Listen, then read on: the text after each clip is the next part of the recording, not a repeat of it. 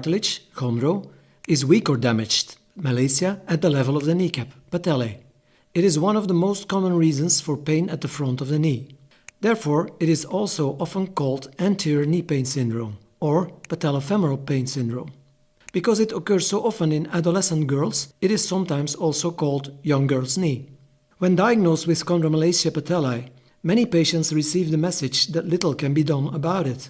That is, however, wrong. In fact, it is the contrary. There are several possible remedies, and these depend on the stage of the disease. However, and that is true, the treatment is almost never easy or a quick fix.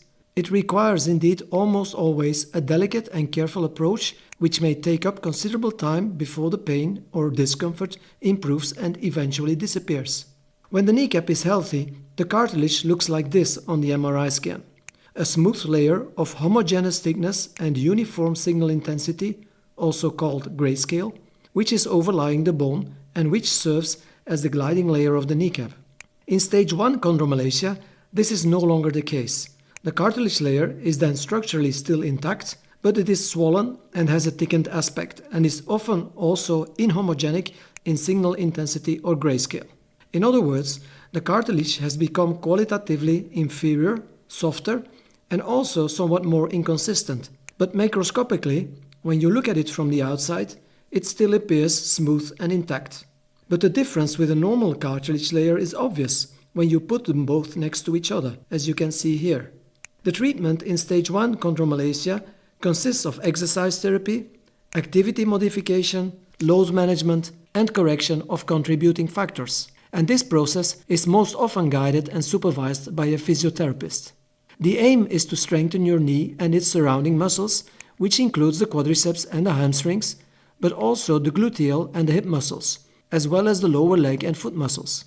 Several programs exist for this, which differ all a little bit in practical approach, and your physio will help to find out what works best for you.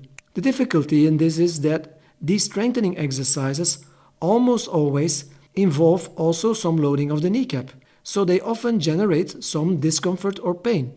So the trick is to build your strengthening very gradually, so that you are not causing overload to the kneecap while you are getting stronger and becoming gradually less painful. And as I said, this can be a long and slow process.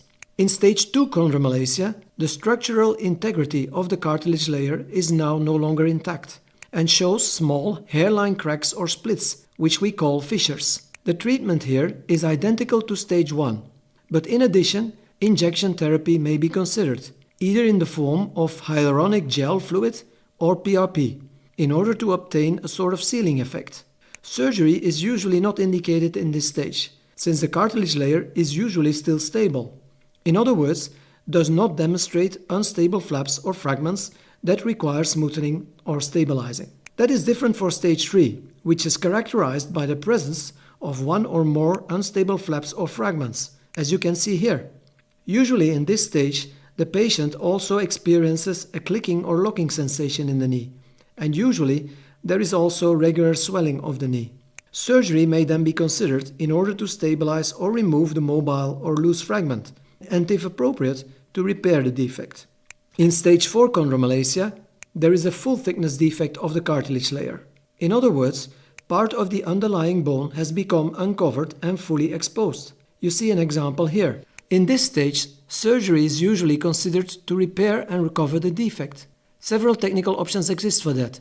This patient we treated with a stem cell seeded scaffold implantation, which healed very nicely, as you can see here, and which brought the patient back to full athletic performance.